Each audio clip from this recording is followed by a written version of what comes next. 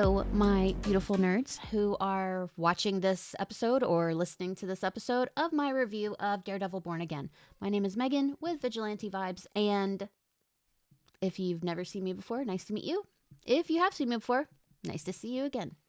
So we have to talk about the finale of Daredevil Born Again because so much happened and I'm still reeling from it. I know a lot of people said that wasn't that good of a finale. I mean, if you didn't like it, you didn't like it. But something to keep in mind is that this was originally the middle of a season. That's why the whole season felt like it was building and building and building.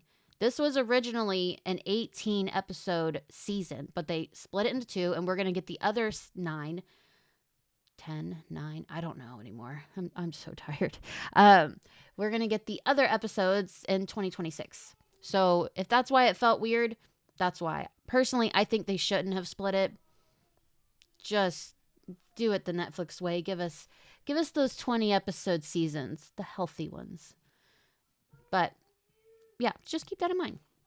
So I actually really liked it. There were a few things I wish that I did see. You guys know I'm not that big of a fan of Karen. So Karen was there. But it turns out her and Frank have some feelings going on, which is interesting to me because it's like, what are they setting up? Because we know Bullseye is in season 2. So are we setting up for Frank's heart to get broken again? That would be interesting. But also they mentioned that Karen's heart was beating really fast when she saw Matt, which doesn't mean she has romantic feelings. But I think that could set up for a really weird love triangle that, like, I don't want to see, but I also I want to see how it goes down. What can you do? But also, speaking of love interests, Heather, what are you doing, girl? Like, what are you doing? You work for Fisk now, even though Matt has told you multiple times that Fisk is dangerous. He even said it before he was in the hospital, before the black and white ball, before all of it. And you still went and worked with him. And you even thought he was dangerous because you asked Vanessa if she was in any danger during her therapy session. So I think you're kind of an asshole. That's insane. That's crazy. Like, I liked her character so much, especially in comparison to her comic counterpart. But she just got worse and worse. But now it's kind of nice because I like having a character to hate on. Kind of like someone you just like to trash. You just like to not like. I think hopefully other people can identify with that. Or maybe that's just me. I hope not. But what can you do? But there's so much that happened. So much. Easter eggs galore. Like, when there's a flashback where Vanessa hires Bullseye to take out Foggy, and it shows that Fisk got off the hook in the end, and thanks to a bunch of corrupt FBI agents in Daredevil Season 3, the Netflix series, they also gave a nod to Agent Nadeem, R.I.P., he was a key guy in the FBI who ended up teaming up with Daredevil to go after Fisk in the end. But, like, he was pulled in multiple directions in that season. And then he died.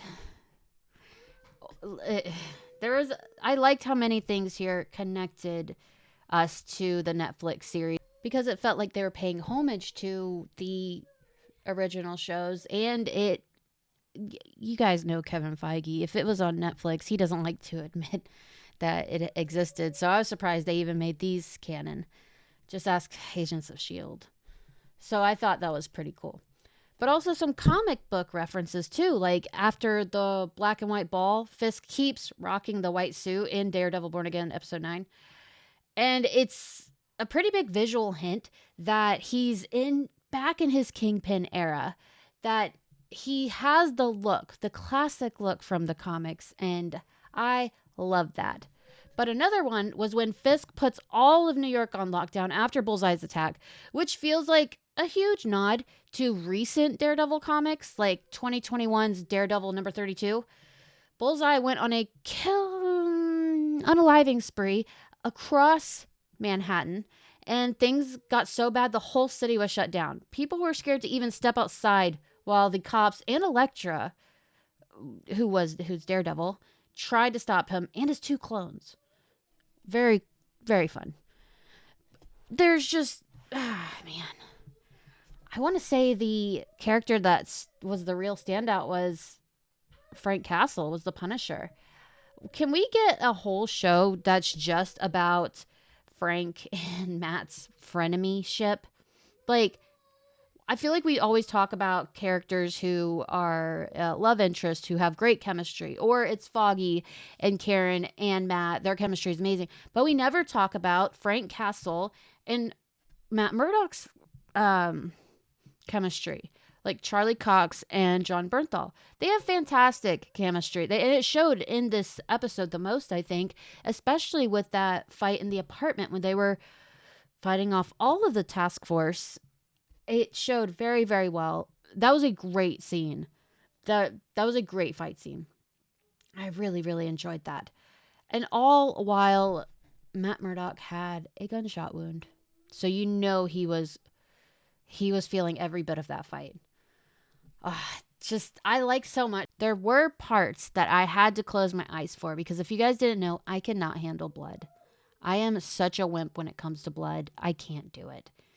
I get so sick. So a few parts, I think we all know the part I'm talking about where someone's head got squished like a grape. As soon as that happened, the interview with Vincent D'Onofrio when he says, there's a scene in here in the show that I cannot believe they added. And I said, that was that scene. Thank you for showing us that was it. But that was so Kingpin. And I remember before the show started, they were like, it's never going to be as good as the Netflix Daredevil show. It's never going to be as violent, never going to get past when he squished a guy's head with a car door. And you know what, guys? They absolutely took it up way more notches than necessary. And I think it fit the vibe of the show. But oh my God, my stomach's starting to turn a little bit right now, actually. Oh, so gross. So gross. The cop who was trying not to puke, I emotionally identified with that guy. Like, we bonded in that moment. Oh my gosh. But, like, I thought it was a good finale. I thought it was. But what I don't like was at the end what I do like was when he said we need an army. What I don't like is when they didn't provide any sort of hints at who's going to be in the army besides the people in the bar. Like, that's great. Josie's on board. Awesome. Josie's dope. But, like, what else? Where are we going with this? I really, really thought we were going to get a hint at, like, Jessica Jones, Luke Cage, maybe Iron Fist. I don't know. I'd like to see him get a redemption, to be honest with you. I'd like to see him give it another go as Iron Fist. But I'm getting off topic here. I think we're going to go the Devil's Reign event in the comics where Fisk is mayor and he outlaws vigilantism like he did in the show. He says being a vigilante, doing vigilante activities is prohibited. They are on martial law. And that caused a rising of vigilantes to fight against Fisk and the anti-vigilante task force. That included so many, like both Daredevil and Elektra, Misty Knight, Moon Knight, Luke Cage, Jessica Jones, all of these. Spider-Man, we're not getting Spider-Man. Unless something big changes with Sony and Marvel, we're not getting Spider-Man. Which makes me mad. But yeah, I think that's where they're going. I think this would be a great time to bring in the Defenders, especially Luke Cage, because by the end of Devil's Reign, Fisk goes to jail. and it becomes Mayor Luke Cage. So, what better way to bring in that guy than that? So, I think that would be really cool. But I don't know what I thought was going to happen in the finale. As the show was going on last night, I realized I have no idea where this is going. At one point, I thought they were going to kill Frank Castle. So I was just kind of like, oh my gosh. Well, I started the episode a few minutes late due to life. And I'm in a spoiler chat on Facebook. And one of my friends, he was a few minutes ahead of me. He wrote, "Holy F." And I was like, that was at the point when the task force was beating on Frank Castle, just tearing him a new one there. And I was like, oh my God, they're going to kill him. They're going to kill him. But turns out I did not see the grape head coming. That was terrifying. I was scared. I wasn't scared, but I was scared though. I was like, oh, don't you take out Frank Castle. Don't make his special presentation be a, I don't know, a reflection of his life or something. But speaking of that special presentation, we did get a mid-credit scene. I always get them confused with post-credit scenes. But we got a credit scene that showed Frank Castle in the cages because he's a vigilante, of course. I'm sure there's more reasons, but mainly vigilante. And he is tricking a guy into shaking his hand, and he's like a rabid monkey on this guy's arm, and it is horrifying. Do we think that gives us a hint into what his special presentation will be? Do we think it's going to show him getting out of Fisk's lair? Do we think that at all? Or I personally thought it would be about the past year that we haven't seen. Like, why is he in this underground hidden fortress that people would probably use at the end of Doomsday? Not Avengers Doomsday, just, the end of the world. That's what I thought. I thought it would like catch up from when we last saw him to when we first saw him in Daredevil Born Again. But this could also be an option too. So I don't know. So I think it's safe to say we are back in the Kingpin era. I also think it's safe to say we're back in the Daredevil era. We saw so much that set up a lot of great stuff. Hopefully, go Devil's Reign, because that would be awesome. But they gave a lot. Throughout this whole season, they gave so much. And I'm so grateful to Charlie Cox and Vincent D'Onofrio because they were the ones that complained. They were the ones that said, we don't like where the show is going. The fans will not like where the show is going. We want Kevin Feige to watch what is already filmed. And that's when Kevin Feige, he fired the creative team. He hired a new creative team to revamp everything. They kept a few things in, but that's fine, I guess. So this just showed that they genuinely care about the characters, about the story, about the fans. And when I saw Vincent D'Onofrio a few weeks ago, and he was saying, like, yeah, we're the ones that made the changes. We're the ones that alerted people, like, that we don't like this. And you could tell that he was genuinely so proud of everything that they've done, everything that's going to happen. But also, like, very funny, they didn't know they got renewed for season 2 until they were on the stage at D23. And you can see in the video when Kevin Feige says, and season 2 or something of that nature. And you could see Matt and Vincent just kind of like look at each other. Like, what is he talking about? I thought that was kind of funny, but also like, yeah. I thought it was always there was going to be a season 2 because the season was split. But what do I know?